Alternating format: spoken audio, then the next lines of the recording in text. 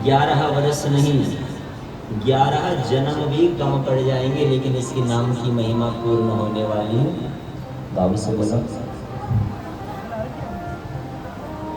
और पुराणों में श्रेष्ठ पुराण 18 पुराण हैं, तो सबसे लंबा जो चलता है भाई भागवत जी की कथा होती है तो कितने दिन? 7 दिन। श्रीमद् भागवतान मुक्ति सप्ताह श्रवणम गुरु। भागवत जी श्रवण करके मुक्ति कब मिलती? जब हम 7 दिन में उसे श्रवण करो। अब हम उसे 8 दिन की बना लें या 9 दिन की बना लें, तो इसमें मैं क्या बोल सकता हूँ, लेकिन ये विधान नहीं था, ना होना चाहिए। भागवत सप्ताह है, 7 दिनों में उसे पूर्ण होना है। देवी की चर्चा चलती है, देवी का अंक 9 अंक, नवरात्रि 9 दिवस की देवी की पूजा 9 दिवस की विशेष बताई गई। यानी जो देवी की पूजा होती है वो विषम संख्याओं में की जाती है। आप देवी का पाठ कराएंगे तो 1 दिन का कराएंगे, तो 3 दिन का कराएंगे, तो 5 दिन का कराएंगे, तो 7 दिन का कराएंगे, तो 9 दिन का कराएंगे। विषम संख्या में देवी की सेवा होती है। तो देवी भागवत जो होता है वो 9 दिवस का। इसी प्रकार जो शिव पुराण है इसकी चर्चा होती है 11 दिवसीय वर्णन आया। यद्यपि बहुत बड़ा था, कितना? इसमें 1 लाख श्लोक थे पहले, कितने? 1 लाख। और 12 इसमें संहिताएं थी। तो 1 लाख श्लोकों का निचोड़ सुनाने के लिए समय भी तो बहुत ज्यादा चाहिए, सालों लग जाते हैं। भगवान से प्रार्थना की, प्रभु इतना समय कहाँ कलयुग में होगा किसी के पास, इतना समय देना संभव नहीं रहेगा। तो संतों ने उसे 24,000 श्लोकों का रख दिया। कितने का? अभी जो मैंने आपको प्रस्तुत किया है वो 24,000 श्लोकों का जो संग्रह था शिव पुराण, वो मैंने आपके सामने रखा। और इसमें 7 संहिताएं अब है, पहले 12 थी। और जब भी आप देखते होंगे कहीं अष्टादश पुराण होते ना, देखे किसी ने अष्टादश पुराण? किस किस ने देखे? जरा हाथ उठाएं। नहीं? तो जब अष्टादश पुराण होते ना तो वहाँ पर जो प्रधान कथा चलती वो चलती शिव की। किसकी? 18 पुराण होते हैं। आप सभी के प्रेम से और बाबा की कृपा से कई अष्टादशों में मुझे भी सेवा करने का सौभाग्य प्राप्त है। तो वहाँ पर जो प्रधान पुराण होता है वो होता है शिव पुराण। बाकी कम से कम 30 व्यास अष्टादश में नियुक्त किए जाते हैं। तकरीबन 100-150 ब्राह्मण अष्टादश पुराण में नियुक्त किए जाते हैं। बहुत विशाल यज्ञ होता है और सबसे विशाल यज्ञ है अष्टादश। अगर बाबा कृपा करेंगे, मेरे केदार बाबा चाहें तो वो तो क्या सोच रहे हैं, क्या सोचते हैं ये तो हमें मालूम नहीं है, लेकिन जो वो करते हैं अति उत्तम करते हैं भाव से। जब हमने भी यहाँ पर ये कथा करने का, जैसे कि मैंने आपको पूर्व में बताया, जब हमने विचार बनाया कि यहाँ पर कथा करते हैं, तो अब मैं आपको अपने मन की बात बता रहा हूँ। मैंने बोला महाराज जी हमारा ये लोकल है, कहीं पता चले कथा हो, लोग ना आए, कैसे होगा। तो फिर मुझे बाहर निकलने की शर्म महसूस होगी। भैया लोग बोलेंगे वो फलाने 4 नंबर गली के थे, 4.5 नंबर वाले बोलेंगे क्या सी। आज तो बाबा की कृपा से जो है बहुत अच्छा हुआ। आज जहाँ तक मुझे लग रहा मेरा परिवार जो पूरा ये 4 नंबर गली का परिवार है वो आज हृदय से बड़े प्रफुल्लित तो मुझे होते हुए दिखाई दे रहे। मेरा पूरा 4 नंबर है, मेरा पूरा गांव माली देवल है, मेरा पूरा गांव राजगांव, जितने भी विस्थापित से देखिए। मैं हम बाहर से आए तो मुझे यहाँ के जो लोकल गांव है पता नहीं। और कौन कौन से गांव है यहाँ पे? राजगांव हो गया, सिराई और आमबाग हो गया, हाँ कल्याण, क्या बोला आपने? कल्याण, जोरदार तालियों से आपके लिए। और मालीदेव और बिंदास, एक है गेंदास, ये बात जो में जोरदार तालियां बजाओ जरा सभी के लिए भाई। सहयोग आशीर्वाद तो सभी का मिला। और भी आसपास के जितने भी गांव थे ना सबको, तो इस पूरे क्षेत्र का, पूरे विस्थापित का मैं बाला हूँ। तो आज यानी कहीं ना कहीं मेरे पूरे विस्थापित क्षेत्र को जो है कहीं ना कहीं प्रसन्नता हो रही है, भाई बहुत अच्छा है ना। अच्छा तो नहीं हुआ, भगवान की कृपा से आप लोगों का भी कृपा हुई, बाबा की भी कृपा हुई। तो मैं इसीलिए महाराज जी को बहुत समय से मना कर रहा था, महाराज जी यहाँ नहीं कहीं और देखते हैं। तो सौरभ भाई ये कथा का गाजियाबाद में हापुड़ में हमारा विचार बन रहा था कथा का। ओ भाई सो जो राम ही रच रखा, जो आपने सोचा वो भी नहीं हुआ, जो महाराज जी ने सोचा वो भी नहीं हुआ, जो मैंने सोचा वो भी नहीं हुआ। ये हुआ किसका सोचा हुआ?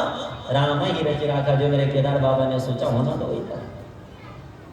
मेरे केदार बाबा ने बोला बेटा तो मेरे चरणों में रहता है, वीरभद्र के चरणों में रहता है, तो हमारी केदार समाज सेवा का जो है पहला और विशाल जो शिव पुराण का आयोजन रखा गया है वो केदार बाबा की भूमि से और कैलाश से प्रारंभ होना चाहिए। जोरदार तालियों से। तो मेरे बाबा केदार ने जो है अपने चरणों से ही प्रारंभ किया है और अब रुकने वाला नहीं है। क्या सौरभ भाई, हमारे शिशिर भाई, हमारे भाई साहब, आप सब लोग जितने भी केदार बाबा के स्तंभ हैं, अब ये जो है केदार बाबा के कदम रुकने नहीं है। अब केवल उत्तराखंड नहीं, अब जो है तुरंत देश और विदेशों में भी मेरा केदारनाथ समाज सेवा जो है ऐसे यज्ञों को ये आयोजन कराएगा, ऐसा मेरा हृदय से आवाज आता है। और बाबा की कृपा होगी तो केवल एक पुराण नहीं, अगर हमारे पूरे विस्थापित क्षेत्र की जो है सहयोग रहा और समस्त केदार समाज सेवा का जो है, क्योंकि उसके लिए तो विस्तार भाई सब लोगों का तन और मन पहले चाहिए। धन तो बाबा दे ही देंगे, कुबेर उसके बस में है। तो जाएगा, बोलेगा कुबेर को जा भाई कथा हो रही है, जा खोल दे अपने खजाने, तो धन तो देखो स्वतः ही बढ़ जाएंगे। धन बात की जैसे तन और मन। और बाबा केदारनाथ चाहेंगे, केदारनाथ समाज सेवा चाहेगी और मेरी पूरी विस्थापित कॉलोनी चाहेंगे, यहाँ विस्थापित कॉलोनी के समस्त जनप्रतिनिधिगण चाहेंगे। तो पूज्य महाराज जी आज में ऐसे संकल्प लेते हैं कि आज नहीं तो 10 साल बाद, 10 साल बाद नहीं तो 20 साल बाद एक बार जरूर हम जो है उत्तराखंड में अष्टादश महापुराण का विशाल आयोजन करेंगे, जिसमें कि सब भक्तजन जो है केदार बाबा के चरणों से जुड़ेंगे।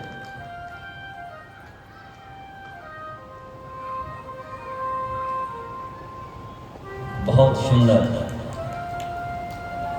बड़े हृदय से मैं देख रहा हूं इस यज्ञ में जितने भी लोग जुड़े सभी बहुत बहुत हृदय से जुड़े। बाहर दिखावे से मैंने एक भी नहीं आया।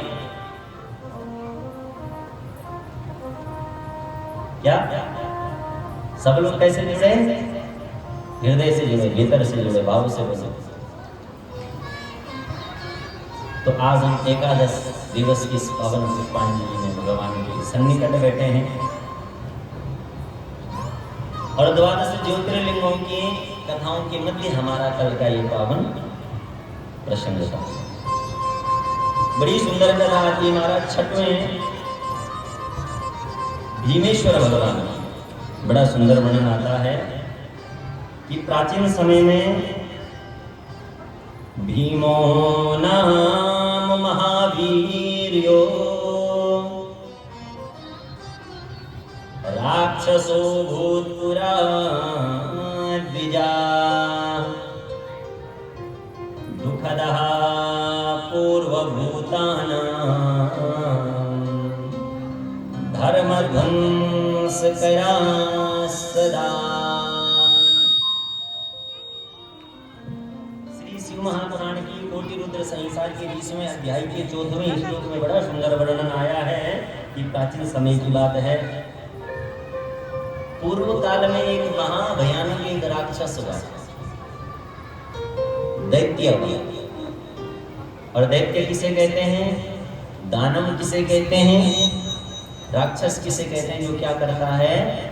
धर्म का नाश करता है, वही तो दैत्य है। जो धर्म का विनाश करे, जो धर्म की क्षति करे, वो कौन है? बोलो, भाव से बोलेंगे। एक ऐसा महाभयानक बलशाली दैत्य वहां जिसका नाम था भीम। बड़ा भयानक वो राक्षस। ये राक्षस कौन है? ये राक्षस कौन है? तो बड़ा सुंदर वर्णन आता है कि कुंभकर्णात् समुत्पन्ना करकट्यां सुमहाबला सय्या च पर्वते सोऽपि मात्रा वासं चकारः। ये जो भीम नामक राक्षस है सज्जनों, ये जो कुंभकर्ण और कर्कटी के द्वारा उत्पन्न है। किसके? कुंभकर्ण के द्वारा। यद्यपि ये जो कर्कटी है ये कुंभकर्ण की पत्नी नहीं है, लेकिन प्राचीन समय की कथा आती है कि एक बार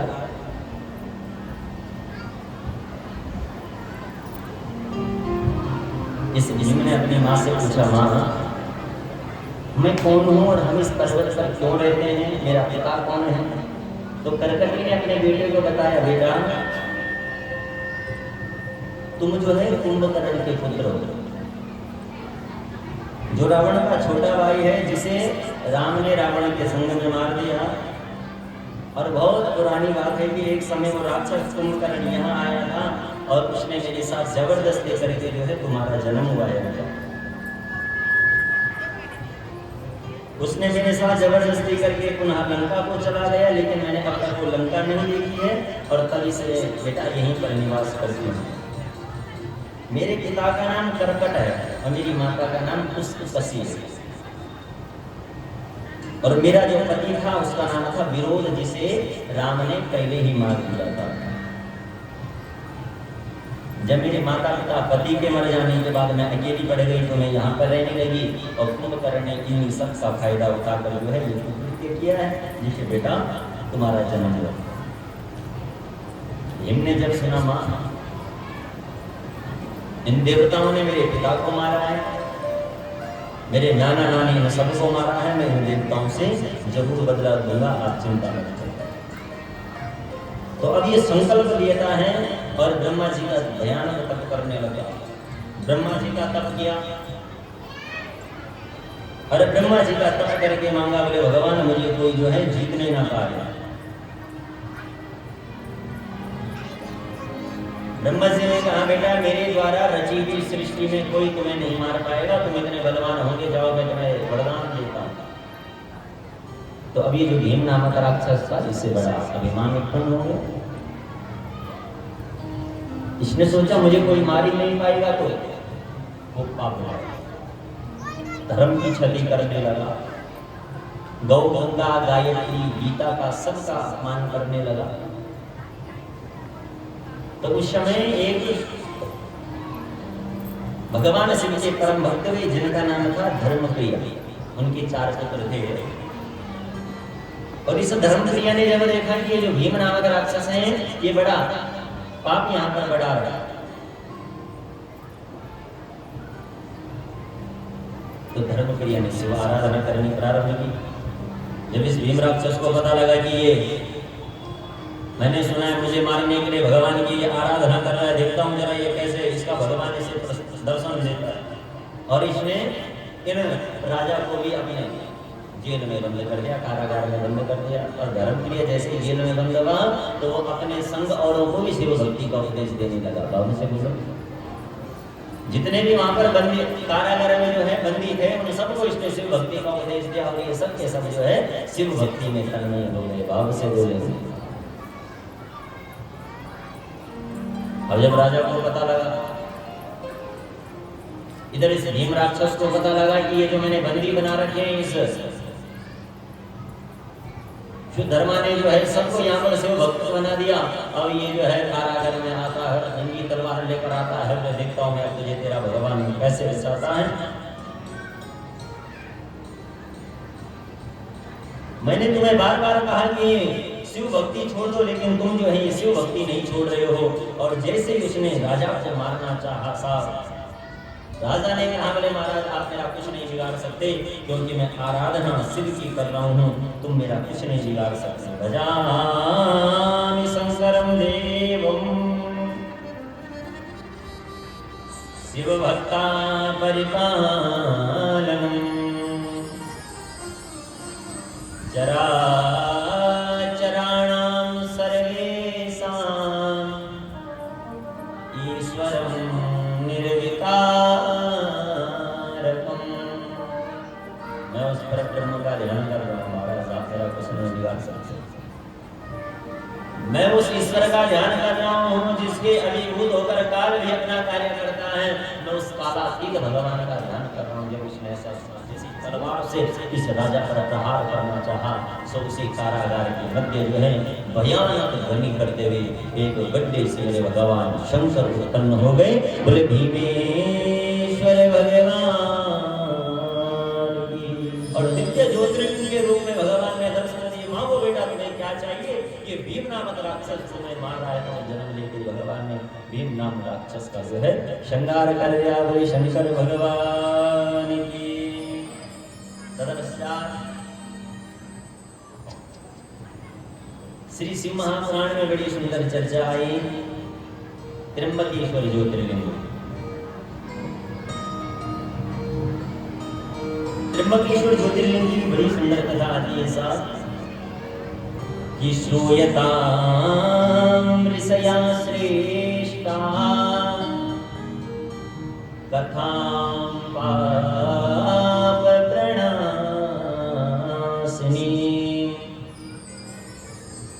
कथयामि यथा व्यासा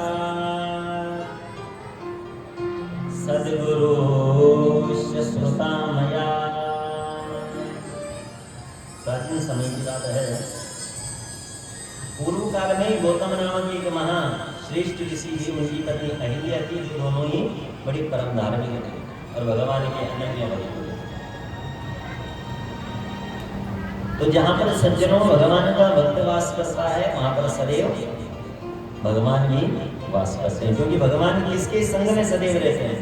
किसके वश में रहते हैं? भगत के वश में है भगवान। भगत के वश में। जहाँ पर भक्ति हो, जहाँ पर भगवान की चर्चा हो, जहाँ पर भगवान का नाम लिया जाता हो, वहीं पर मेरे नाम सदैव विराजमान रहते हैं, है ना। बड़ा सुंदर दक्षिण दिशा में ब्रह्मगिरि नामक एक पर्वत था और उन्होंने वहां पर हजारों वर्षों तक तप किया। तप के प्रभाव से वो जो है बड़ी सुंदर विद्वान ऋषि हुए और चारों ओर उनका जो है प्रभाव फैलने लगा। क्योंकि जहाँ पर विद्वान रहता है ना, वहां पर उसका प्रभाव स्वतः ही फैल जाता है। क्या उसको किसी को बताने की आवश्यकता नहीं है। जो श्रेष्ठ होता है, जो भगवान का परम भक्त होता है, उसे किसी को बताने की आवश्यकता नहीं। मैं श्रेष्ठ हूँ या मैं भक्त हूँ, उसको लोग स्वतः ही जान जाते हैं। भाव से बोलो, प्रभाव फैला। सब लोग गौतम ऋषि के प्रभाव से परिचित भी हो गए। तो जीवन में जैसा भी किसी के पास कोई संकट आता, गौतम ऋषि की शरण में जाते और ऋषि सदैव क्या करता है? अपने यजमानों का कल्याण चाहता है। भाव से बोलो। जो ब्राह्मण होते हैं ना माता, जो संत होते हैं ना, उनकी सबसे बड़ी संपत्ति कौन होती है जानते हैं आप? कौन होते हैं? ब्राह्मणों की सबसे बड़ी संपत्ति है उनके यजमान। क्योंकि जो हमारे यजमान होते हैं ना, उनकी बदौलत जो है ब्राह्मण की क्या है? आजीविका चलती है। अब मानो बात हमें देख लीजिए, आज यदि हमारे पास रहने को, सर ढकने को छोटी सी झोपड़ी है, तो किसकी बदौलत है? यजमानों की। भाई मैं अपने बच्चों को पालने और पढ़ाने में कहीं पर समर्थ हो पा रहा हूं, तो किसकी बदौलत है? यानी ब्राह्मण का अपना कुछ नहीं है। मेरे पास ये जो पटका है ये भी दिया है तो किसने? अंशुमान भाई ने। ये कुर्ता है ये दिया है किसने? महाराज जी ने। और ये धोती है तो ये धोती दी है किसने? हमारे संदीप भाई ने। भाव से बोलो, तो अपना मेरे पास क्या है? सब कुछ यजमानों का दिया हुआ है, सब कुछ आप लोगों का ही तो दिया हुआ है। तो ब्राह्मण की सबसे बड़ी ताकत होती है उसका यजमान। और मैं तो नित्य जब कोई भक्ति करता हूँ, ये 2-4 माला कभी जो है भगवान का नाम ले लिया, कहीं सिद्ध पीठ में चला गया। तो अभी मैं कुछ दिन पहले महाराज जी के साथ में वृंदावन गया था। कहाँ गया था? अब ऐसे ही मजाक में हमारी दीदी बैठी है, श्वेता की माँ जी है दीदी। तो हम गोकुल से आ रहे थे, तो सबने कहा मैंने क्या मांगा, मैंने क्या मांगा, मैंने क्या मांगा। सबने अपने अपने मन की बात बताई। दीदी ने कहा मैंने ये मांगा, मैंने कहा मैंने ये मांगा, और मैंने कहा मैंने जो है 2 वर मांगे। एक तो मैंने जो है अपनी यजमान अक्षय के लिए मांगा, उसके लिए क्या मांगा ये तो मैं नहीं बोलूँगा, बहुत जरूर। और एक मैंने जो है मांगा कि भगवान मैं जिस घर पर भी चला जाऊं मेरे हाथ पर ऐसा जस देना, मैं जहाँ पर भी जो है जन्मदिन पूजने जाऊं, कहीं भी जाऊं तो मेरी यजमान का सदैव कल्याण हो, ऐसी कृपा देना। भाव से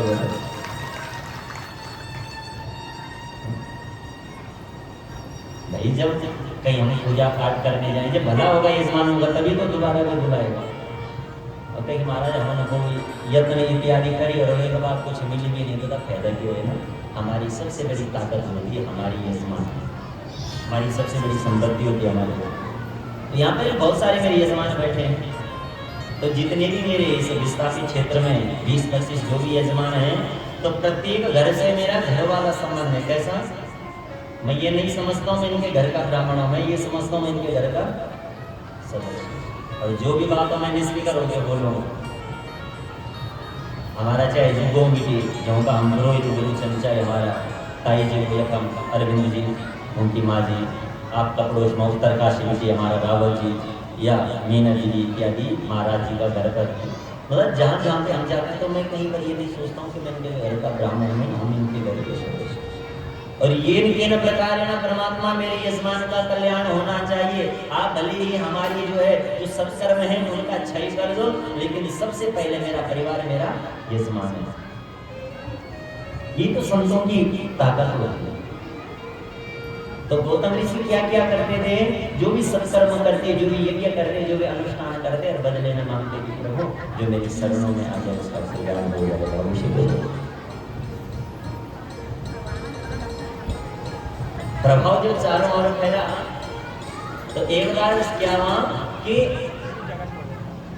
खूब पाप जब धरा पर बढ़ा, तो धरती पर जब पाप बढ़ता है सज्जनों तो प्रकृति बदल जाती है।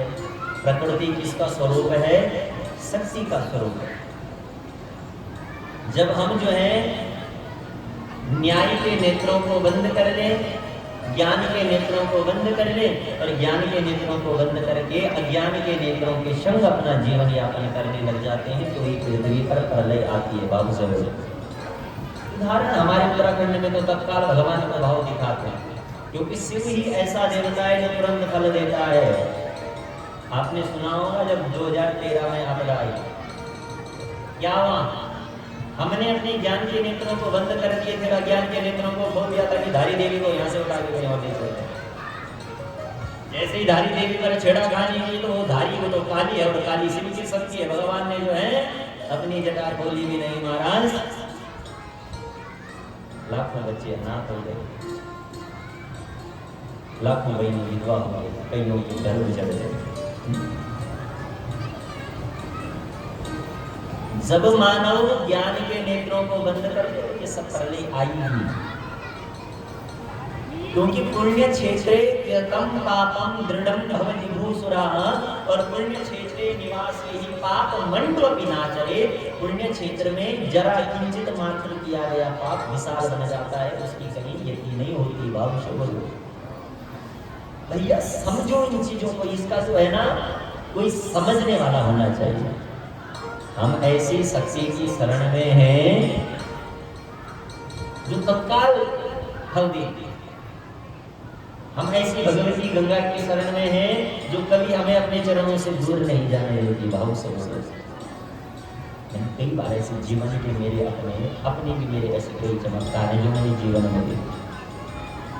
जो ऋषिकेश में रहने की जिसको आदत पड़ गई ध्यान में, गंगा जल का पान करने की जिसको आदत पड़ गई सज्जनों, गंगा माई इतनी दयालुता है, दयालु है, वो छोड़ती नहीं है। बात छोड़ो, कई बार हमने भी यहाँ से हमारा सोचा कहीं बाहर जाकर, नहीं गंगा जी के दिख रहे नहीं, बड़ी यहाँ पर साक्षात शक्ति निवास करती है। इसको बस समझने वाला कोई होना चाहिए। पृथ्वी पर पाप बढ़ेगा, प्रकृति बदलेगी, प्रकृति बदलेगी। जब हमें बारिश चाहिए था बारिश नहीं होगी, जब नहीं चाहिए तो बाढ़ आ जाएगी। ऐसा ही उस समय वाली बारिश हुई नहीं, जब रहा नहीं सब लोग जो है प्यास के कारण मरने लगे। गौतम ऋषि को बात है, गौतम ऋषि ने कहा कोई बात नहीं, ऐसा है तो मैं भगवान का ध्यान करता हूँ, भगवान को मनाया, हे मेरे नाथ भगवान भोलेनाथ कृपा कर दो, थोड़ा अपनी जटा से गंगा जी यहाँ भेज दो।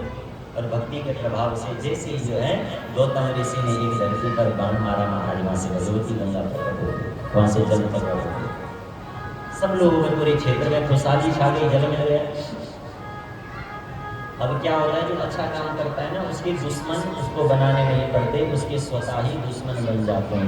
भाव से आपने भगवान कृष्ण की कथा सुनी होगी, जैसे प्रद्युम्न ने जन्म लिया तो शंबरासुर उठा के ले गया। यानी जो अच्छा कार्य करता है उसको बुरा बताने वाले कई खड़े हो जाते हैं। तो सब लोग गौतम ऋषि से ईर्ष्या करने लगे, बड़ा समझता है खुद को। एक बार गौतम ऋषि की कुछ शिष्य जल लेने गए, गांव की कुछ लोग रहे होंगे, उन्होंने जल भरने नहीं दिया और बच्चों को डांट के निकाल दिया, और यहाँ से पहले हमें भर लगे। तो गौतम ऋषि की पत्नी आई, जल भर के घर आ गए। तो अन्य लोग जो है अपने अपने पतियों के पास गई, माताएं कहने लगी कि वो जो गौतम ऋषि हैं उसकी पत्नी, वो बड़ा अभिमान करते हैं कि इस जल को लाने वाले हम हैं, इस पर पहला अधिकार हमारा है। गौतम ऋषि ने बोला, झूठा कलंक लगा दिया गौतम ऋषि पर कि वो जो है उस जल पर अपना अधिकार जमाते हैं। ऋषियों ने कहा यदि ऐसी बात है तो हम कुछ करते हैं। ध्यान दे सज्जनों, जो हमारा नहीं है उसको अपना मत समझो, यही सबसे बड़ा अज्ञान है। जो घर मेरा नहीं, जो मकान मेरा नहीं, जो बंगला मेरा नहीं, जो पति मेरा नहीं, जो पत्नी मेरी नहीं, जो बेटा मेरा नहीं, जो बेटी मेरी नहीं, उसको इतना ज्यादा अपना मत समझ जाओ कि दुख मिले। हम तो महाराज परिवार तो परिवार, अगर हमारे कहीं छोटी सी क्यारी में कोई खेत में अगर गाय आ जाती है ना, उठो ना हम लाख करो महाराज।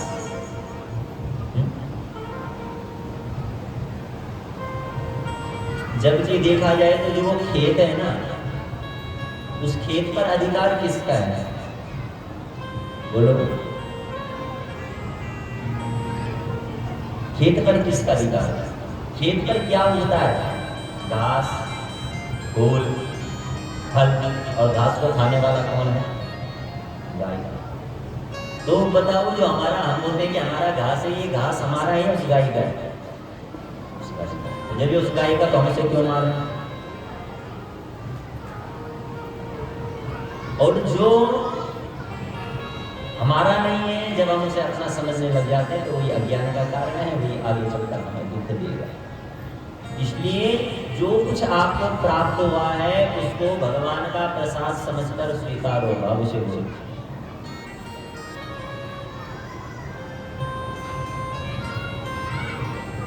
जो कुछ भी हमें मिला है, धन है, दौलत है, गाड़ी है, मकान है, बंगला है, संबंध है, बेटा है, बेटी है, पति पत्नी है, ये सब भगवान का दिया हुआ प्रसाद है।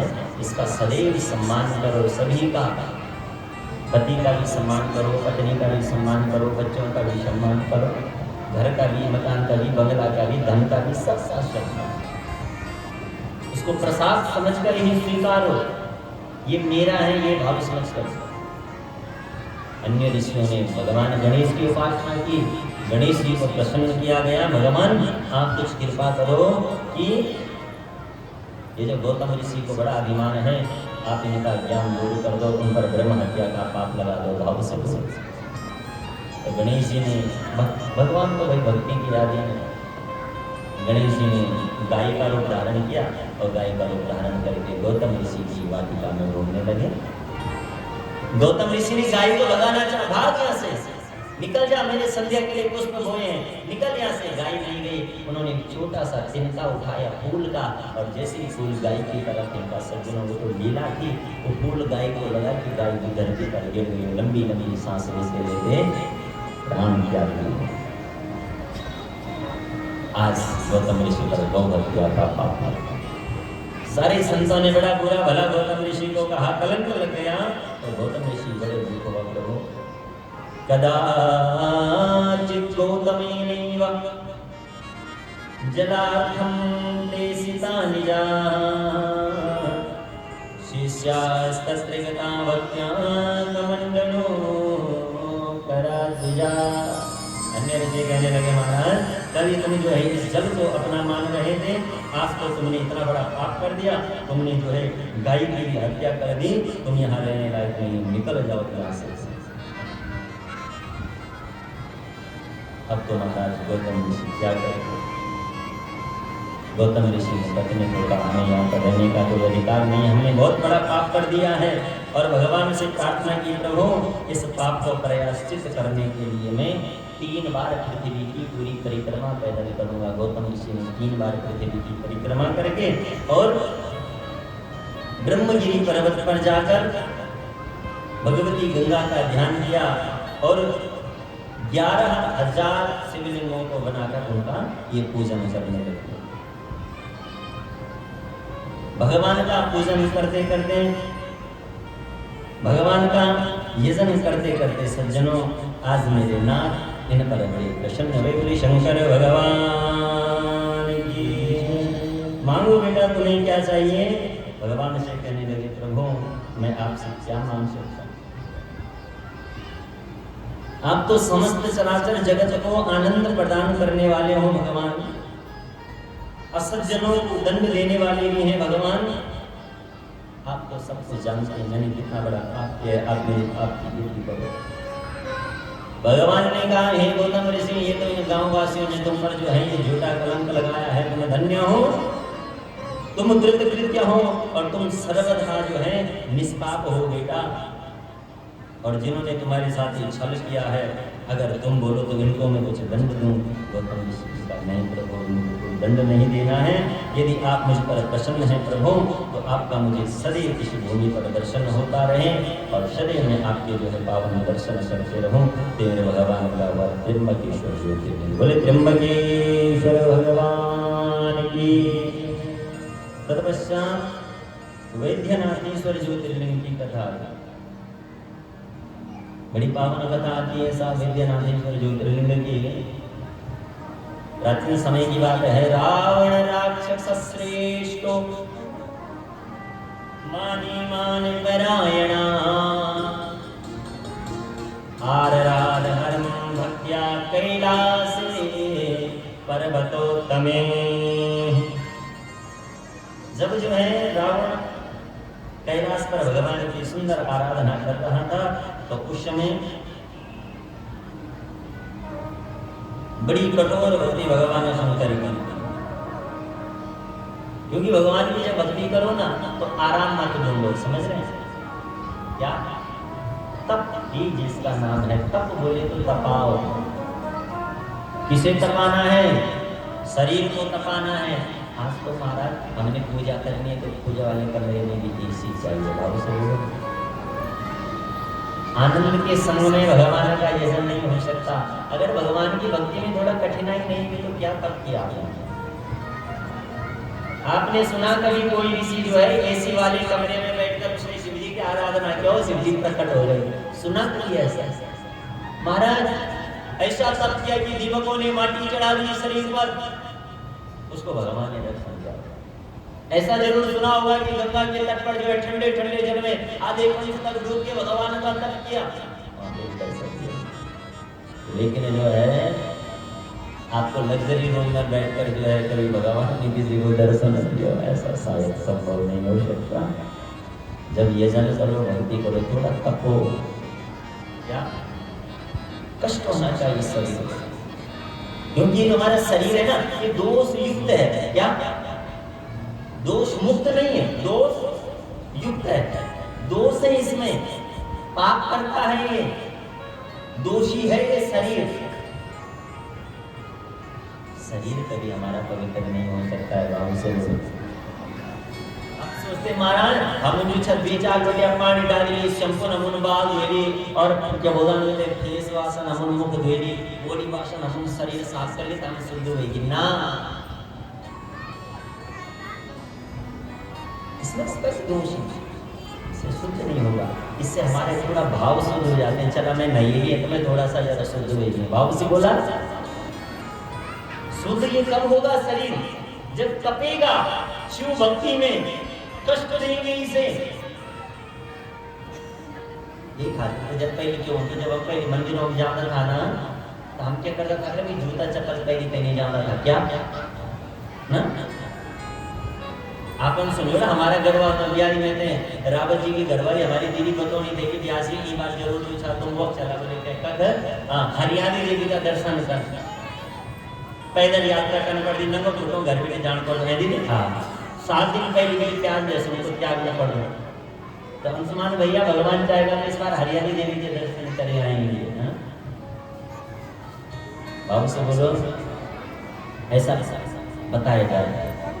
अब आज तो हम लोग थोड़ा अंग्रेज हो गए ना, अब हम क्या करते हैं, पहले और अब में बहुत भिन्नता आ गई है साथ। आज देखा ना तुम घरों में जे दे सब बोला मेरा घुनो में पीड़ा, मेरा फोटो में पीड़ा। अरे की वही भैया पीड़ा, हमारी दादी का कभी घुनो में पीड़ा नहीं वे। अब तुम्हारा की कहो नहीं, हमारी दादी ने क्या करियो तुम के करना। हमारी जो अम्मा हुआ करती थी, दादियाँ हुआ करती थी, उन्होंने क्या किया, सदैव भोजन जो है बैठकर चूल्हे पर भोजन बनाया था भाव से भोजन। और आज जो नई पीढ़ी है वो क्या खड़े खड़े भोजन बना रही है भाव से भोजन। अरे चलो ये तो वही महाराज, अब क्या वही नई फैशन कि हमारा बेडरूम की चप्पल अलग। हाँ और जो कीचन इतना पवित्र होता था जिस रसोई में कभी चप्पल नहीं जाती थी, आज हम होते महाराज ये हमारा कीचन की चप्पल। अरे भाई चप्पल तो चप्पल ही था, मी चप्पल में बताई तुमने हाथ मत नहीं पहनी या मुंड मत नहीं पहने, नहीं तो फुटो में पहनो फुटा था उसको ये होना क्या है।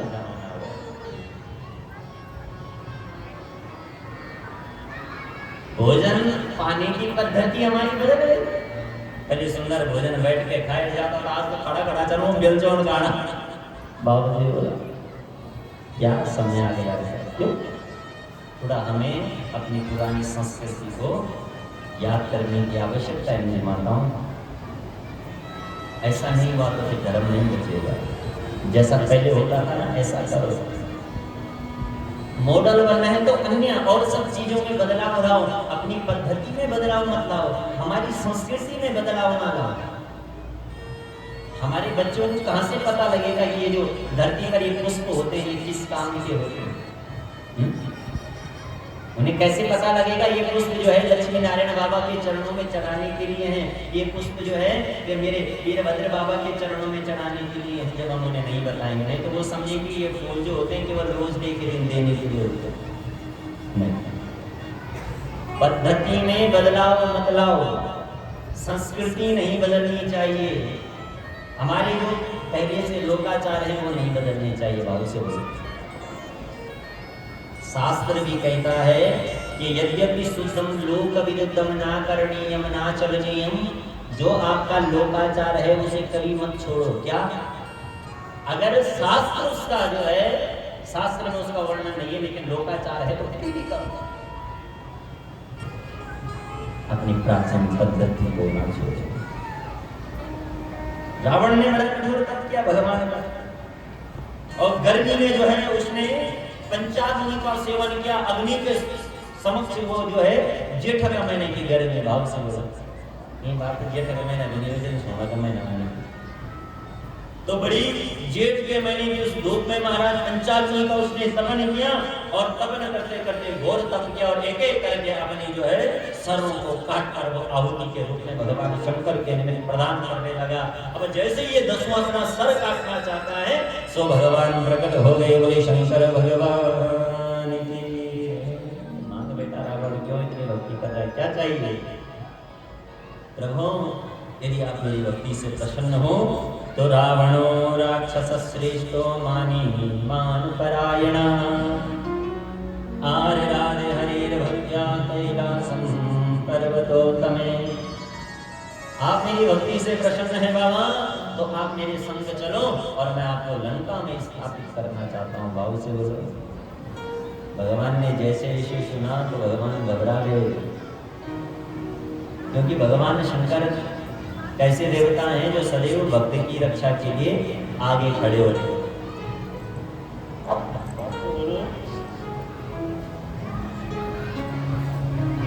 आपने सुना होगा बाणासुर की कथा आई, तो जब भगवान कृष्ण जो है बाणासुर के संग युद्ध करने को आए तो पहले भगवान शंकर उपस्थित थे।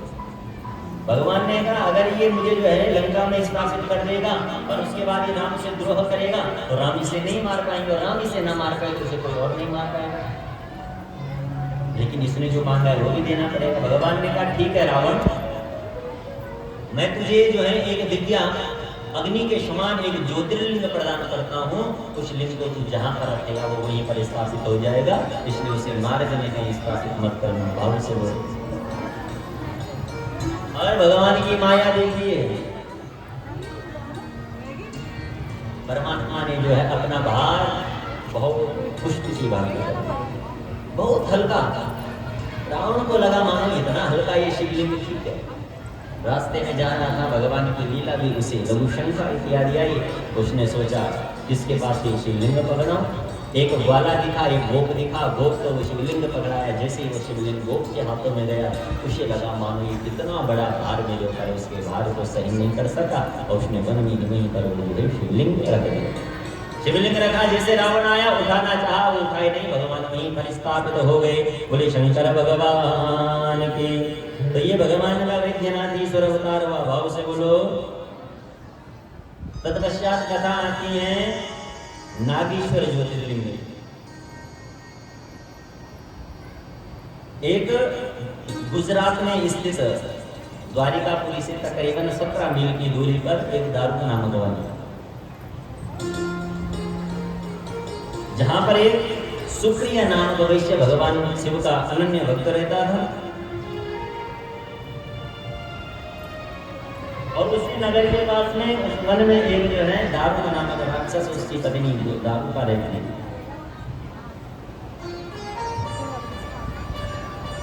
जिन्होंने कि भगवान से वर मांगा है, इन्हें कोई जीत नहीं सकता।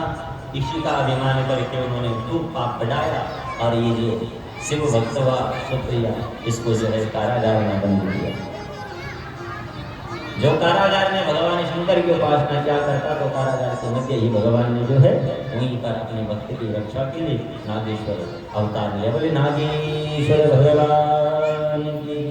रामेश्वर भगवान की आपने कथा सुनी, जब मेरे राम लंका में जा रहे थे, रास्ते में समुद्र पड़ा, आराध्य की स्थापना की गई, भगवान शंकर का वो रामेश्वर अवतार हुआ। तत्पश्चात भगवान की सुंदर ज्योतिर्लिंग घुस्मेश्वर ज्योतिर्लिंग की कथा है। घुस्मेश्वर ज्योतिर्लिंग के विषय में वर्णन आता है, प्राचीन समय में दक्षिणस्यां दिशि श्रेष्ठो गिरिर्देवेति संज्ञता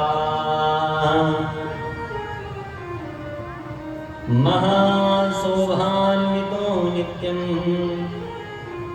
राजतो अद्भुत दर्शना। प्राचीन समय में कथा आई, दक्षिण दिशा में एक श्रेष्ठ देवगिरी नामक पर्वत था, जो देखने में बड़ा विचित्र मालूम लगता। तो उसी पर्वत में एक भारद्वाज गोत्रीय एक सुधर्मा नामक ब्राह्मण रहता था, जो वेद को जानने वाला, वेद में बड़ा पारंगत, किसी चीज की कोई आवश्यकता नहीं थी। उसकी बड़ी सुंदर एक पत्नी थी, जिसकी पत्नी का नाम था सुदिया। अब भाई जो संसार में आया है, तो प्रथम दिवस में हमने सुना था कहीं ना कहीं कोई ना कोई दुख सबसे पास है। क्या क्या इस संसार का नाम दुखालय है। क्या क्या बोलते हैं यहाँ का नाम? दुखालय। कुछ किसी के पास हो या ना हो, लेकिन दुख सबके पास है, थोड़ा थोड़ा थोड़ा थोड़ा। कोई तन दुखी तो कोई मन दुखी, कोई धन मिल रहे तो उदास, और थोड़े थोड़े सभी दुखी, केवल सुखी हैं शिव के दास। अगर हम अपनी और जो भगवान शिव का नाम लेके अपनी आजीविका चलाता है, शिव भजन करता है, चाहे वो हमारी दृष्टि में भिक्षुक हो या मांगने वाला हो, अगर अपनी और उसकी तुलना करोगे तो हमसे ज़्यादा सुखी है वो। क्या हमारे पास तो बहुत दुख है। आज बच्चे बीमार हो गए, उसका दुख। कल जो है बिजनेस में लॉस हो गया, उसका दुख। परसों हमारा कोई प्रधान सेवक था और वही सेवक हमें छोड़कर चला जाता है, नौकरी छोड़ दी उसने, उस चीज़ का भी दुख। समय पर जो है किसी का कोई सामान पहुंचाना है वो नहीं पहुंचता, कभी व्यापार का दुख, कभी अपना दुख, कभी मन का दुख, कभी धन का दुख, लेकिन दुख सभी के पास। इनके पास किसी चीज की कमी नहीं थी। ब्राह्मण था तो किस चीज की कमी होगी। ब्राह्मण के पास लोग धन भी दे ही जाते हैं, वो जहाँ पूजा करने जाते हैं तो बदले में थोड़ा बहुत दक्षिणा भी मिल जाती है। अब जाएंगे तो हमारे गढ़वाल में तो राशन पानी भी मिल जाता है। अब बच्चे मुझे पंडित जी थोड़ा सा जरा मेरे अब पूरी बनाई लीजिए, अब झूठ बोल पड़ता ना, मैंने बहुत दूर जाने जाए, शाम से खराब हो जाए, अब वो एक आगे को पल्ला भी ली जाए भाव से बोला कि कमी हो ब्राह्मण की कमी नहीं थे, यानी अन्न धन की भगवान की कृपा से कोई कमी नहीं थे। एक कमी थी संतान का अभाव का, संतान नहीं थी इनकी। बहुत यत्न किए फिर भी संतान नहीं हुई, तो डॉक्टरों के पास भी गए, डॉक्टरों ने भी मना कर दिया, आपकी जो पत्नी है उनकी संतान नहीं हो सकती। ऐसा जब सुना तो सुदेहा कहने लगी, एक काम करते हैं, मेरी एक बहन है, आप उससे विवाह करो, दूसरी शादी कर लो, बच्चे तो चाहिए नहीं तो अपुत्र से गतिर्नास्ति स्वर्गीय नहीं व परंतपा। शास्त्र तो कहते हैं बिना संतान की सदगति कैसे हो सकती। संतान क्या करती है और तो क्रियाएं करती है। जाने के बाद भागवत की कथाएं करें, ये तो सत्पुत्र का लक्षण क्या है भाई। जानने के बाद अपने माता पिता की सदगति के विषय में विचारशील रहना ही यही सत्पुत्र का लक्षण है। बाबू से उनके जाने के बाद उनकी उत्तम गति हो, बाबा के उन्हें चरण प्राप्त हो, ऐसा जो है क्या करना चाहिए, बच्चों को लगने से सदैव रहना, ऐसा सदैव विचार करना चाहिए। एक सदपुत्र के लक्षण है, एक सुपुत्र के लक्षण है। और सुपुत्र बोले जिस कुल में होता है उसकी 21 पीढ़ियां उद्धार हो जाती है, और जहाँ पर कुपुत्र जन्म जाए वो 21 पीढ़ियां नरक में चली जाए। इसलिए बच्चों को संस्कार अच्छे। आज हम अपने बच्चों को संस्कार नहीं दे पा रहे हैं, नाराज मत होना मेरी माताओं बहनों, हम अपने बच्चों को शिक्षा दे रहे हैं। क्या बहुत महंगे महंगे विद्यालयों में पढ़ा रहे हैं, बहुत अच्छी बात है, पढ़ाना भी चाहिए, वो शिक्षा है। शिक्षा यानी पेट भरने वाली विद्या। आज हमारे बच्चे संस्कार ही हो रहे हैं। कहीं ब्राह्मण मिल जाए तो प्रणाम करने को तैयार नहीं, कहीं संत मिल जाए तो प्रणाम करने को तैयार नहीं, कहीं मंदिर के आगे से चले जाए तो थोड़ा रुककर हाथ जोड़ने को तैयार नहीं। आज जब बच्चे मंदिर से जाते ना तो बजाएंगे होरन टू, और ये पद्धति है प्रणाम करने। भगवान तो बैठा रहे, मैं तो घूम रहा हूँ अपनी सफारी में, भाव से बोलो। प्रणाम करने की वैसे तो पद्धति है, साष्टांग देखो, नहीं तो पैर छुओ। हाथ मारा प्रणाम नहीं कर रहा, पंडित जी प्रणाम, कौन पंडित जी प्रणाम, कोई ऐसा अच्छा नहीं सीखे पाए ना अपना बच्चों को। हम जब प्रणाम करें ना तो यत्न करो कि अंगूठे को स्पर्श करना चाहिए। कहते हैं सागरे सर्वतीर्थानि तानि तीर्थानि पृथिव्यां यानि तीर्थानि तानि तीर्थानि सागरे।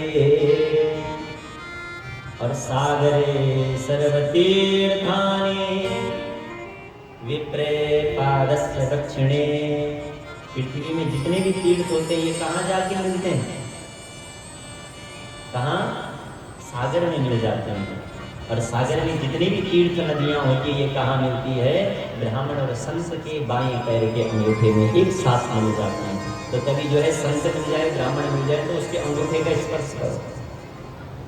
गंगा आगमन का फल भी मिल जाएगा, यमुना के दर्शन के फल भी मिल जाएंगे, सभी तीर्थ नदियों के दर्शन के फल मिल जाएंगे, ऐसा शास्त्र बताता है। कभी भी जब संत मिले या ब्राह्मण मिले तो पंडित जी और ठीक ठाक नहीं, हाथ किससे मिलाया जाता है? जो अपने से समान हो, आयु में भी जो समान हो, कुल में भी जो समान हो, और सबसे बड़ी बात है कि ज्ञान में भी जो समान हो उसी से हाथ मिलाना चाहिए। अगर आपको लगे कि ये मेरे से श्रेष्ठ है तो उसके पैर छूओ, ऐसा शास्त्र बतलाते है ना।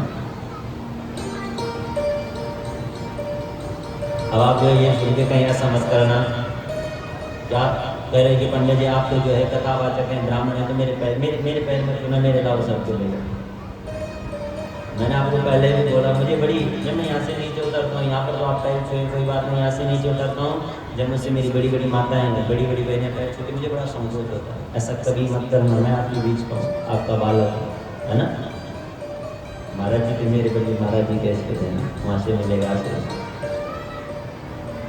मुझे तो आप सबका आशीर्वाद चाहिए, मैं आपको आशीर्वाद केवल यहीं पर दे सकता हूँ, यहाँ से नीचे उतर के मैं आपको आशीर्वाद नहीं दूँगा। यहाँ से जब मैं नीचे उतरूँगा तब आप दोगे मुझे, ये हमारा ऐसा ही संबंध भगवान ने बना दिया। यहाँ पर मुझसे आशीर्वाद देना, नीचे उतर के आप देना। तो बताते हैं, ऐसा शास्त्र बता रहे हैं, तो मैंने बोलना तो बताना तो पड़ेगा ना, ये तो मैं नहीं बताऊँगा तो भगवान बोलेगा बेटा ऐसा लिखा भी था तुमने बताया नहीं। तो अपने पति को ये कहने लगी दूसरी शादी पर संतान हो जाएगी, सबसे कोई हो जाएगा। इसने इनकार किया, नहीं मैं तो तुझसे बहुत प्रेम करता हूँ, कोई बात नहीं, बच्चे नहीं होंगे तो नहीं, लेकिन मैं दूसरी शादी, बहुत मनाया। इसने कहा मेरी बहन से ही कर लो। इसकी बहन थी गुस्मा, उससे शादी हो गई, शादी हुई साहब। तो शादी होने के बाद भगवान की कृपा हुई तो इनके घर पर जो है संतानें हो गई, एक बेटा हो गया।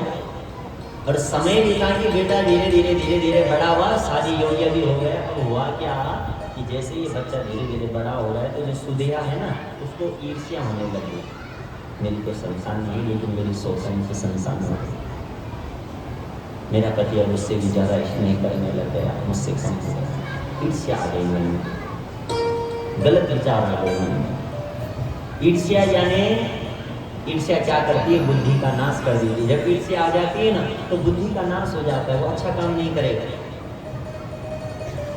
ईर्ष्या मतलब द्वेष का भाव, मेरी एक आंख हो जाए लेकिन पड़ोसी के दोनों फूटनी चाहिए, मेरा भी हो जाए बुरा चलेगा लेकिन जिसका मैं बुरा करना चाहता हूँ मुझसे दुगना बुरा उसका।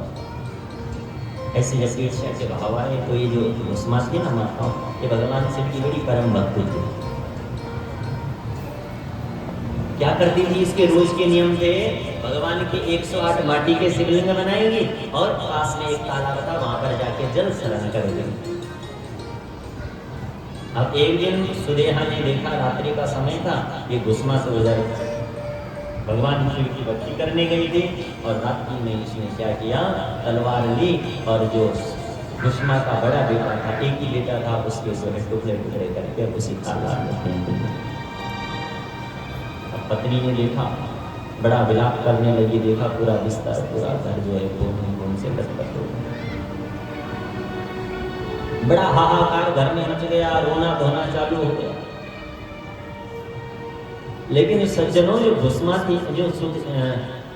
थी, उसने ये भी देख लिया कि मेरे बेटे को किसी ने मार दिया है, तो दुख तो कैसे नहीं हुआ होगा, दुख तो उसे भी हुआ। फिर बोला भगवान ये मेरा नहीं था, ये जिसका था वो ले गया, ये तेरा था तो ले गया, लेकिन मैं तेरी शिव भक्ति नहीं छोड़ूंगी। एक तरफ यहाँ घर में विलाप चल रहा है, इसने शिवलिंग बनाए और पास के समुद्र में आई सज्जनों, और पास के समुद्र में जैसे इसने जो है वो शिवलिंगों को शरण करना चाहा, उसी जो है तालाब के मध्य में भगवान शंकर प्रकट हो गए। देवी धन्य है तू, मांग क्या चाहिए? आज जो तेरी ये बहन है सुदेहा, इसने तेरे साथ बड़ा छल किया है, इसने तेरे बच्चों को मारा है, बता इसे क्या दंड दो। इसने कहा भगवान ने ये मेरा नहीं था, ये तेरा था, ये तू ले गया। भगवान ने ईश्वर के पार कृपा की और वो भगवान का दिव्य ज्योतिर्लिंग हुआ घुश्मेश्वर ज्योतिर्लिंग। बोले शंकर भगवान की। तो सज्जनों, कहने का भाव बड़ा स्पष्ट है। भगवान कहते हैं जो कठिन समय में भी भक्ति से ना डगमगाए वही मेरा सच्चा भक्त है। क्या कैसी भी विपरीत परिस्थितियां आ जाए सज्जनों, तो कभी भक्ति से ना डगमगा और भगवान को दोष न देना। ये संसार है, कभी दुख आएगा कभी सुख आएगा, ये सदैव चलता रहेगा।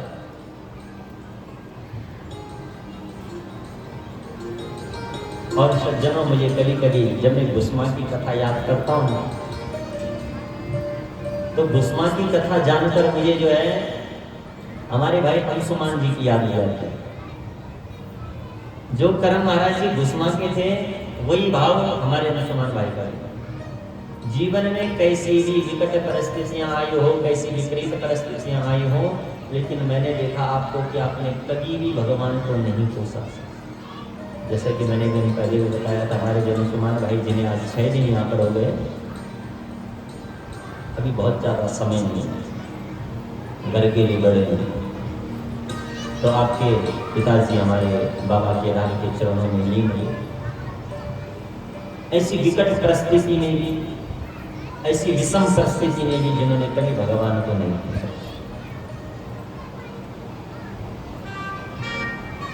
और जो भाग्य में था वो मिला वही मिलेगा, ऐसा ही सोचकर जो है सदैव बाबा के राज का ध्यान करते हैं कि बाबा जो हो गया अब आप हमें संभालने की शक्ति दो। मैं बाबा के राज से प्रार्थना करता हूँ हमारे इस पूरे परिवार को, अग्रवाल परिवार को बाबा अथाह शक्ति प्रदान करेंगे, विशेष शक्ति प्रदान करेंगे, जिससे ये परिवार इन सब चीज़ों से जरूर उबर कर आए। यद्यपि ये तो सच्चाई है संसार की, यही सत्य है, मृत्यु ही सत्य है। यहाँ पर कोई रहने वाला नहीं है, सब नहीं जाना, बस कोई पैसा जाके बड़ा बढ़ाओ।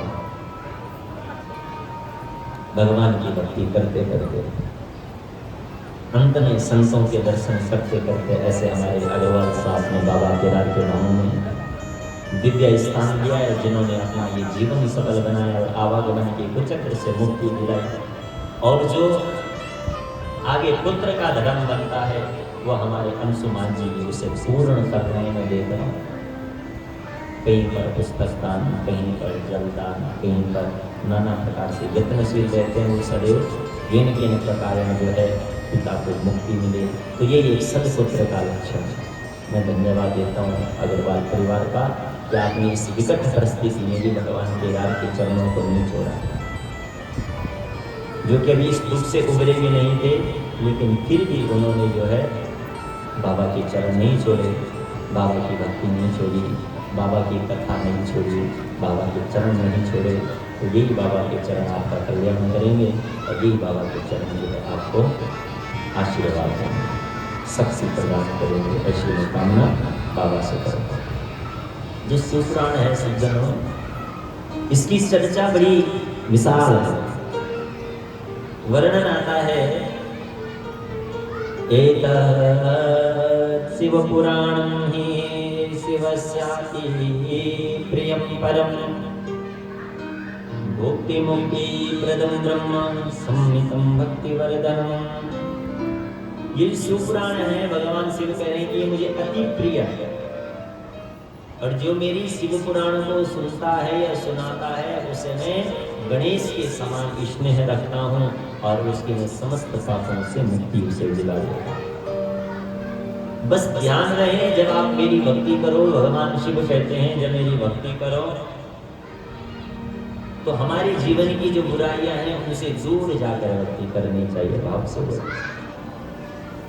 भगवान के भक्ति मार्ग में जो बाधाएं उत्पन्न करती हैं, हमारे जीवन में जो भक्ति से हमें विमुख ले जा लेती है, उसकी मुख्यतः हमारे पास साधन है आंख और ध्यान। ये दोनों साधन भगवान के पास भी ले जाते हैं और ये दोनों साधन भगवान से दूर भी कर देते हैं। क्या मधुकैटभ की कथा सुनी ना आपने, जिसे भगवती ने मारा? कहाँ से जन्मे मधुकैटभ? कान के मैल से, नारायण के कान के मैल से उत्पत्ति हुई। ये कान क्या है? राग और द्वेष के प्रतीक है। भाव से बोलो। अगर अड़ोसी पड़ोसियों की बढ़िया बढ़ गई ना तो लोग क्या करेंगे, ईर्ष्यावश बोल देंगे, ये ममता ब्याह पे मीना इन भैगो ने, अच्छा अरे मैं तो नहीं बिगड़ कुछ काम कर दूँ नहीं, और मीना नहीं बोले तो क्या उत्पन्न हो गए मन में, राग भाव उत्पन्न हो गया उसके प्रति, द्वेष भाव उत्पन्न हो गया उसके प्रति। समझ रहे हैं? इन हमने तो नहीं देखा कि वो बोल रही थी, इन कानों ने किसी के मुख से सुन लिया ऐसा बोल रही थी, तो उसके प्रति बिना कारण के राग और द्वेष उत्पन्न। ये कान और आंख दोनों राग और द्वेष के प्रतीक है। इनको सदैव सबसे पहले तो इन कानों को पवित्र बनाना, कभी किसी की निंदा मत सुनो, कभी किसी की चुगली मत करो। इन आंखों से जितना संभव हो सके अच्छा देखो। इन आंखों का सीधा प्रभाव पड़ता है मन पर। हम इन आंखों से जो है किसी का झगड़ा जब देखते हैं, जब आपस में गालियां गलौज कर रही होते हैं, लड़ झगड़ रहे होते हैं, तो हमारे मन में जो क्रोध की उत्पत्ति हो जाती है, जोश आ जाता है। इन्हीं आंखों से जब हम भगवान के चरण देख रहे होते हैं, तो उस समय हमें जो बड़ी शांति की अनुभूति होती है बाबा की, मिलती है कि नहीं? इन आंखों से हम अच्छा अच्छा संगीत सुने, सुबह सुबह भजन लगाए होते हैं, हमारी माताओं बहनों ने किचन पर काम भी कर रही हैं, हरे राम राम राम हरे हरे, सुंदर भजन चल रहे हैं, तो उसे भाव पवित्र बना रहे हैं। और कोई जो भजन नहीं लगाता, किसी के सुबह सुबह मोबाइल पर चल रहे मुन्नी और पता नहीं क्या भवन, तो उससे क्या है, भाव भी वैसा ही बनेगा। अगर मुन्नी जवान होगी और क्या बोलते हैं जो भी होगा, तो ऐसे गाने सुबह सुबह सुनेंगे तो वही तो भाव बनेंगे, और भजन सुनेंगे तो वही भाव बनेंगे। आँख और कान बड़े विशेष हैं, इनको जीतना। हाँ, दूसरी बात, कभी भी पराई धन को हड़पने की इच्छा ना रखना। 12 कारण बताएं जो भक्ति मार्ग से हमें दूर करते हैं, गिनना है। पराई धन की इच्छा रखना, किसी की अमंगल की कामना करना, अधर्म करना, झूठ बोलना, चुगली करना, किसी को कठोर वाणी में बोलना, अभक्ष्य चीजों का भक्षण करना, जो चीजें नहीं खानी चाहिए उन्हें भी खाना, हिंसा करना, पराई वस्तु को छीनने का यत्न करना, पराई स्त्री की इच्छा रखना, दूसरे के सुख पर, दूसरे की प्रशंसा पर दुखी होना, ये भक्ति मार्ग में हमसे दूर करने वाले ये साधन है। इन सब चीजों से बच के रहना, ऐसा होगा। अंत में सूत जी महाराज सौनकादि ऋषियों को बताते हैं कि प्राचीन काल में जब दैत्य बलवान हो गए थे, तो दैत्यों से परेशान होकर मेरे भगवान नारायण ने, भगवान विष्णु ने भगवान शिव की शरण ली, भगवान का यजन किया। हे प्रभो कृपा कुरु प्रभो त्वं च दैत्ये संवेदिता वृषं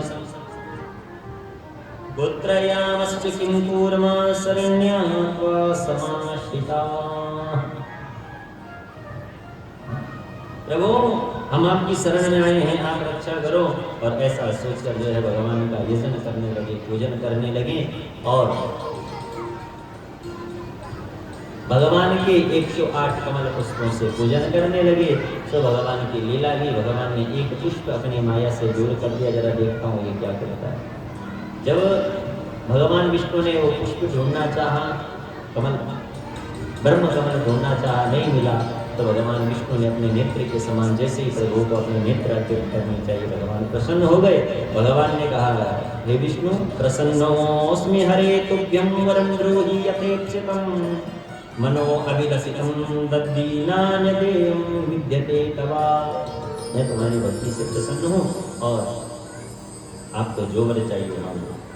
भगवान ने कहा, तो मैं सदैव जो है धर्म की स्थापना करूं। भगवान ने कहा, तथा जब भी जो है धर्म पर संकट आएगा तो तुम ही नाना प्रकार के रूपों में जाओगे और भक्तों के कष्टों को दूर करोगे। इसलिए भगवान नारायण के कितने अवतार हैं? मुख्यतः 24 अवतार बताए गए हैं। 23 अवतार हो गए हैं, 24वें भी होने वाले हैं। कल के अवतार, और जो कल के अवतार है सज्जनों, वो कलयुग में होगा, ब्राह्मण के कुल में होगा।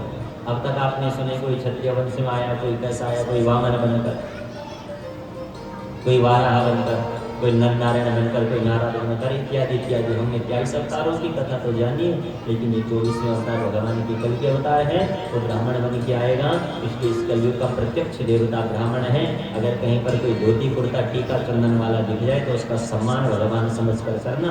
ना जाने कब कल के भगवान आपके घर में आ जाएगा, आपको मालूम नहीं लगेगा।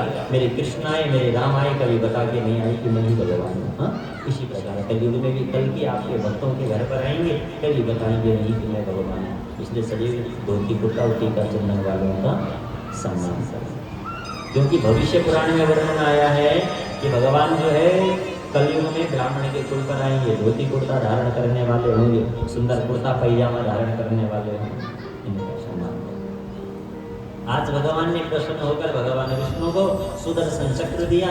ये जो है आप मेरा प्रसाद समझिए, और जब भी जो है धर्म पर क्षति होगी तो आपका ये सुदर्शन चक्र पापों से संहार कर देगा। अग्नि शंकर भगवान की।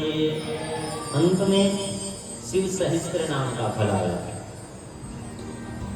सज्जनों, भगवान शिव के नाम को जो जपेगा, जो भजेगा, इस कलयुग में विशेष कर जो है बताया गया कि कलयुग केवल नाम आधारा और सुमिर सुमिर नर उतरे पारा। कलयुग से यदि पार होना है तो क्या करना पड़ेगा? नाम का आश्रय लेना पड़ेगा। तदपश्चात बड़ा सुंदर वर्णन आया कि ये शिव पुराण को सुनने और सुनाने मात्र से हमारी समस्त कामनाएं सिद्ध हो जाती है। बोले शंकर भगवान की। सनत कुमारेण च तत्समस्तं व्यासाय साक्षात् गुरवे मुहूर्तं व्यासेन चोक्तं महितेन मह्यं मया च तद्वा कथितं समासात्। हे मुनियों, यह शिवपुराण रूपी रत्न जो है, जिसे वेद का जो निचोड़ है, इसको सदैव भक्तों को प्रदान करना चाहिए। भाव से बोलो, सदैव इस पुराण को भक्तों को प्रदान करना। जो धर्म पर आस्था ना रखता हो उसे कभी भी शिव पुराण की कथा मत सुनाना। जो नास्तिक हो उसे कभी भी शिव पुराण मत सुनाना। सदैव जो भगवान शिव के भक्तों को यह पुराण सुनाना। और यह पुराण एक ऐसा मार्ग है जो हमें शिव चरणों से मिला देता है और वो समस्त उसकी कामनाएं सिद्ध हो जाती है। और विशेषकर कलयुग के समस्त पापों का निवारण करने वाला जो पुराण है, ये अत्यंत फलदायी होगा। भाव से बोले। इस प्रकार की आदि आदि बातें बताकर आज सूत जी महाराज ने अपना आसन छोड़ा। सोनकाद ऋषियों ने गुरुदेव का पूजन किया और गुरुदेव का पूजन करके सूत जी महाराज अपने मार्ग की ओर विदा होकर जाने लगे। सोनकाद ऋषियों ने खूब तिलक दक्षिणा इत्यादि से जो है उनका सम्मान किया और आज सूत जी की सुंदर विदाई दी। और हम भी सज्जनों को पावन और विदाई का समय बहुत निकट आ चुका है। आइए पहले अंतिम श्लोक जो शिव पुराण का है उसे आप सब लोग मेरे साथ दोहराएंगे। तत्पश्चात आगे की पूरी अक्षुच्छा।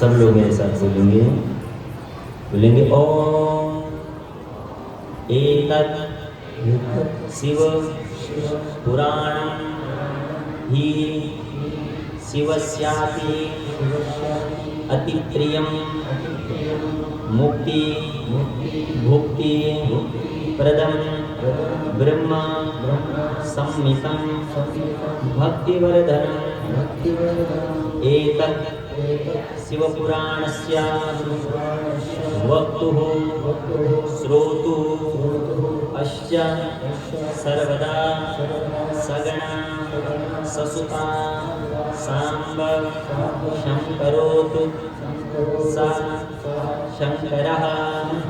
ओम जय जय श्री शिव महापुराणे सप्तम्यां वायव्य संहितायाम् उत्तरखंडे व्यासोपदेश श्री शिव महापुराण महात्म्य वर्णनम नामैक चत्वारिंशोऽध्यायः।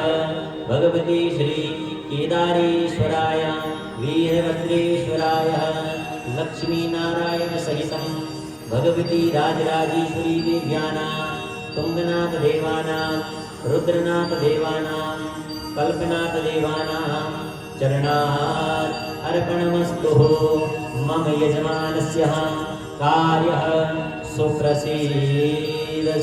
हे भगवान भोलेनाथ, जो आज आपका ये शुभ पुराण निर्विघ्नतया संपन्नता की ओर है, इसका फल हम आपके चरणों में समर्पित करते हैं। और बदले में बाबा, मैं व्यासपीठ से आपसे मांगता हूँ, इस पुराण का जो फल है वो आप समस्त भक्तों को, समस्त मेरी माताओं को, समस्त मेरी बहनों को, समस्त भद्र पुरुषों को इस फल की प्राप्ति हो। सब का कल्याण करना, सब पर कृपा करना, और हम सब की जो है सदैव घर परिवार की रक्षा कवच बनकर करना, ऐसी मैं कामना बाबा केदारनाथ जी आपके चरणों से करता हूँ। सबको जो है राजी खुशी रखना, और बहुत जल्दी पुनः हम जो है ऐसे ही सुंदर चर्चाओं के संग में प्रतिवर्ष ऐसा मेला लगाने का यहाँ पर यत्न करें, प्रयत्न करें, ऐसे हम लग्नशील रहें। ऐसी कृपा मेरे पूरे क्षेत्र पर करना। इन्हीं पावन शब्दों के संग में आज शिव पुराण हमारी जो है विराम करते हैं। आइए सज्जनों,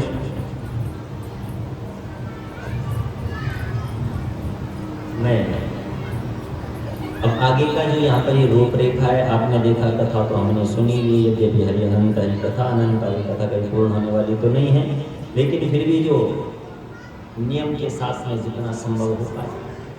आगे अब क्या होगा, जो भी आरती प्रसाद इत्यादि ये सारी जो रूपरेखाएं हैं, तो उसको आप बड़े ध्यानपूर्वक श्रवण करना। जब आरती के बाद सबको सुफल मिलेगा, फिर नीचे बैठेंगे, सब पर अमृताभिषेक होगा, हरियाली इत्यादि का सभी को जो है वितरण होगा। तत्पश्चात सुफल देखिए आप लोग, मैं निवेदन भी करूंगा कार्यकर्ताओं से, भंडारा तुरंत चालू नहीं करेंगे, क्योंकि जब भंडारा चालू हो जाएगा तो पुराण को जूठे के ऊपर से होकर जाना पड़ेगा। तो सबसे पहले क्या होगा कि यहाँ से ब्राह्मण विदाई होगी। क्या कथा के तुरंत बाद वर्णन आता है कि ज़्यादा देर ब्राह्मणों को रुकना नहीं चाहिए शुरू में। कथा सुफल आपको मिला, भंडारे चालू नहीं होगा, सबसे पहले पुराण उठेंगे।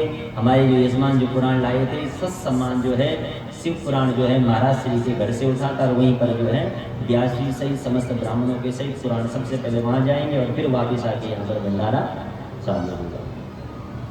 आए, इन सब का जो है हमने आज बहुत नियम पूर्वक, आज का दिन जो है बड़ा श्रेष्ठ है।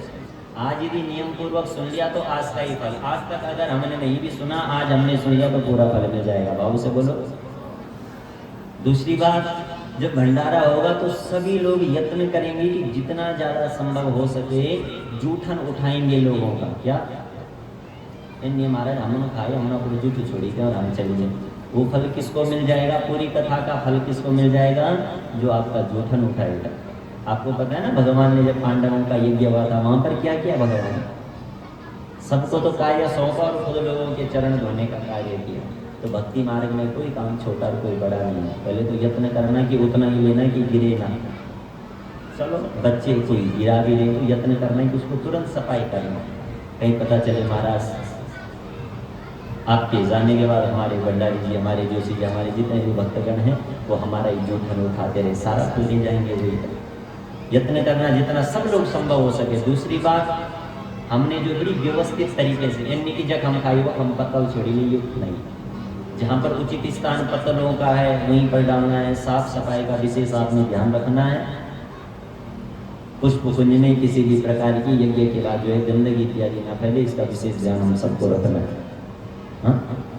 दूसरी बात, आए पुनः मैं आप सभी का अपने हृदय की गहराइयों के संग में मैं बहुत बहुत धन्यवाद और साधुवाद आप सभी का देता हूँ, जो आप सभी लोगों ने बड़े परिश्रम के संग में इस यज्ञ को आपने निर्विघ्नतया संपन्नता की ओर ले गए। और इसके श्रेष्ठ यदि इसका किसी को जाता है तो आप सभी लोगों को जाता है। तो संदीप भाई अभी बाद में अभी नहीं, पहले पुराण का पूजन होगा, फिर हम आएंगे पूर्णाहुति पे। अभी तो थोड़ा महाराज जी थोड़ा टाइम है, 10-15 मिनट बाद जी, बाद में पूर्णाहुति। हाँ, उससे पहले अभी जो बहुत से कार्य 10-15 मिनट का होगा इस समय, लोगों का सम्मान करना है। हाँ, जो भी अभी या इधर आ जाए 15 मिनट बाद। तो इसका श्रेय यदि किसी को जाता है तो आप सभी भक्तों को जाता है, जो ये यज्ञ जो है आज निर्विघ्नतया संपन्न हुआ। और कुछ लोग कल जो है जिनका नाम लिया था, कुछ लोग शायद कल यहाँ पर उपस्थित नहीं थे, तो मैं निवेदन करूँगा कि जिनकी सम्मान की कड़ी में कल नाम लिया गया था, जो यहाँ पर उपस्थित नहीं हो पाए थे, तो यदि आज यहाँ पर आए हों तो जरूर अपना जो है प्रसाद लिया। जैसे हमारे हरि सिंह भंडारी जी हैं, प्रधान जी, हाँ, और हमारी श्रीमान मृणाल बेंजोला जी, हमारी दीदी पूजा जी, यदि आप भी हों, और हमारे ओम प्रकाश बडोई जी, 2-4 नाम शायद जो कल यहाँ पर नहीं थे, सबका नाम तो हमने लिस्ट बनाई थी कल, उसमें सभी का जो है सम्मान किया था, वो यदि यहाँ पर हो तो मैं निवेदन करूँगा कि सबको जो है अपना सुफल ले जाएं। और इस यज्ञ के सभी लोगों के सम्मान के खातिर मैं निवेदन करूंगा, पूज्य महाराज श्री से, महाराज जी आप फूलों पर हाथ लगा देंगे और सारी पब्लिक पर जितने भी लोगों ने, हाँ जी, अपने हाथ से, बहुत सुंदर, तो जितने भी हमारे भक्तों ने यहाँ पर कथा श्रवण की है, पुष्प रूप में इन सब पर पुष्प वृष्टि के संग में आप सभी भक्तों का सम्मान किया जाए, जिससे कि कोई मन में ये मत रखना हमारा नाम नहीं आया। मैंने पुनः कह रहा हूँ, इस सब के ये यज्ञ यदि संपन्न हुआ है तो इस सब के बराबर के हकदार हैं हम सभी लोग।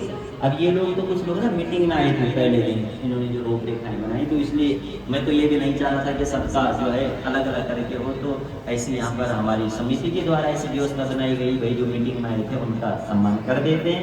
तो सबके सम्मान के लिए मैं निवेदन करूँगा शिव नाम के संग में श्रीमान सोहनलाल जैन जी भी यदि यहाँ पर आए तो आप भी पहुँचे, और आप जो है सुंदर शिव नाम के संग में आप सभी का सम्मान के रूप में सभी को सम्मान मिले, सभी को बराबर का फल मिले, इसलिए जो है पूज्य महाराज श्री अपने हाथों से सुंदर पुष्प सृष्टि आप सभी कर करेंगे। बोले शंकर भगवान की, बोले भोलेनाथ भगवान की, बोले राजराजेश्वरी मैया की।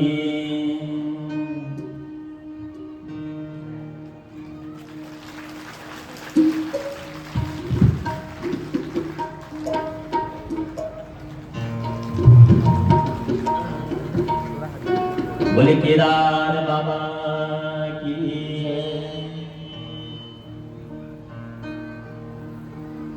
जय बद्रीनाथ भगवान की, केदारनाथ भगवान की। तो आए सभी लोग बद्रीनाथ बाबा का, केदारनाथ बाबा का, गंगा और यमुना जी के नाम के समय में सभी का सम्मान हो। जय बद्री केदारनाथ गंगोत्री जय जय, यमुनोत्री जय जय, गंगोत्री जय जय, यमुनोत्री जय जय, जय बद्री केदारनाथ, जय बाबा केदारनाथ, जय बद्री केदारनाथ, जय बाबा केदारनाथ, गंगोत्री जय जय, यमुनोत्री जय जय, गंगोत्री जय जय, यमुनोत्री जय जय, गंगोत्री जय जय, यमुनोत्री जय जय, बाबा गंगोत्री जय जय, बोले केदारनाथ जय जय।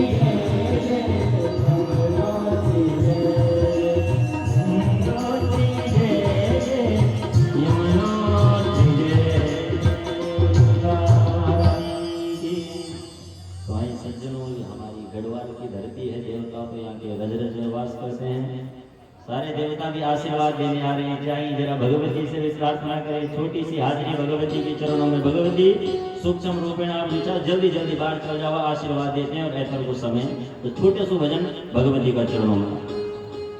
भगवती दैनी हुई जय माता भगवती बल, भगवती दैनी हुई जय माता भगवती, भगवती दैन्यो भूषण कर गई भगवती माँ, भगवती दैन्यो भूषण बल, भगवती दैनी हुई जय माँ भगवती, हाँ भगवती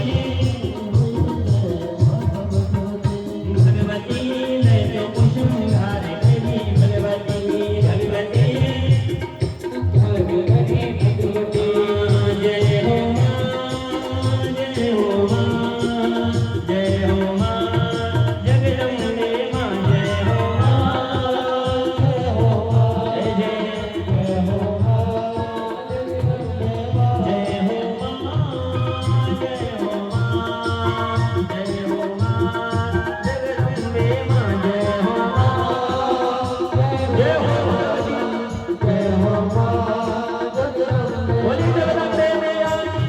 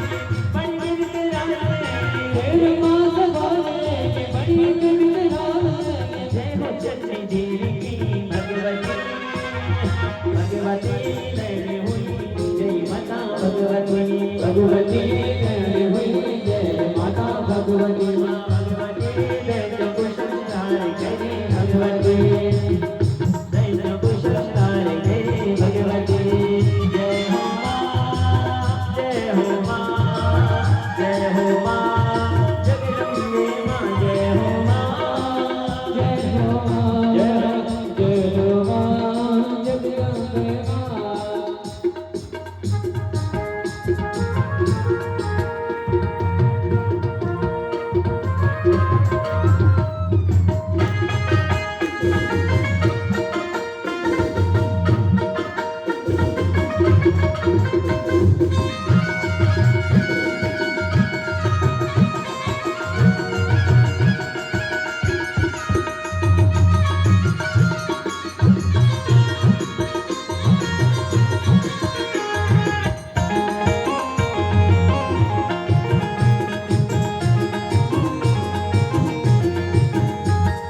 नंददेवी संग चले गौर भगवानी गौर भगवती गौर भगवती जपुरी वरदी जोग माया रानी योग माया रानी योग माया रानी जपुरी वरदी जोग माया रानी योग माया रानी योग माया रानी सासरे सासरे होया असराय लोळे गोला सतदेवी सतहोया असुराय लोळगोला हरि कहै वाली भगवती भगवती जय होई जय माता भगवती भगवती जय कुशलधार करे भगवती बल बल बली जय होई जय माता भगवती भगवती जय कुशलधार करे भगवती भगवती जय होई जय माता भगवती भगवती जय कुशलधार करे भगवती भगवती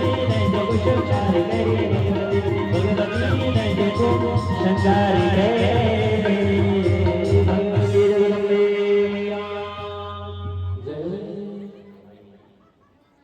सभी देवी देवताओं ने सुंदर अपना आशीर्वाद प्रदान किया और पुनः आप सभी का बहुत बहुत धन्यवाद और साधुवाद आए। सर्वप्रथम यहाँ पर पहले पुराण पूजन होगा, तत्पश्चात जो भी आगे प्रोग्राम की इत्यादि की सूचनाएं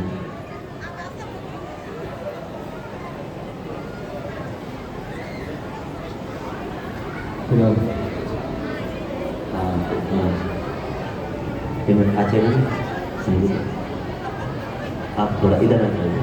संदीप संदीप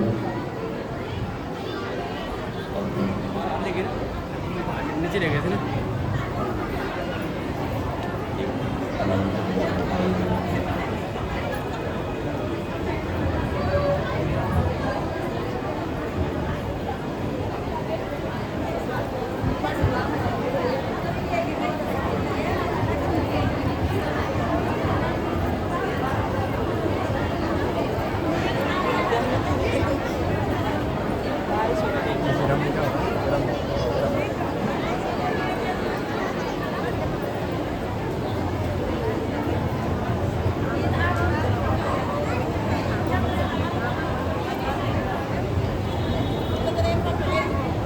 पंखा लगे कर रहा है।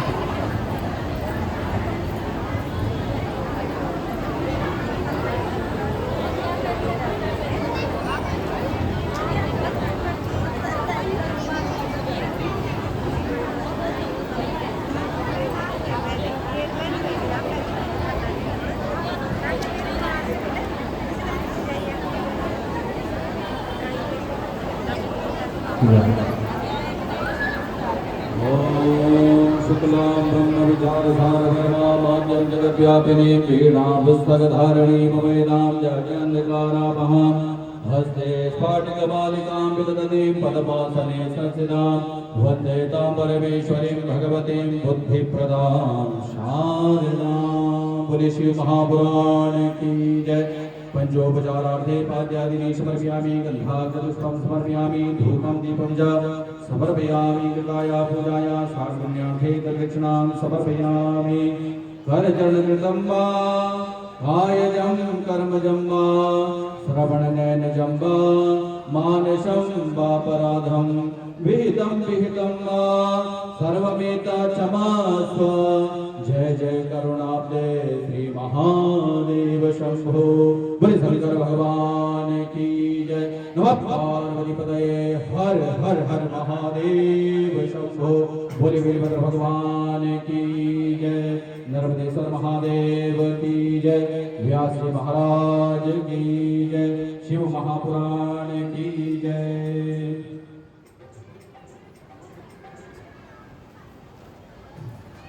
ओम नमः शिवाय ओम नमः शिवाय हरे हरे भोले नमः शिवाय ओम नमः शिवाय ओम नमः शिवाय हरे हरे भोले नमः शिवाय।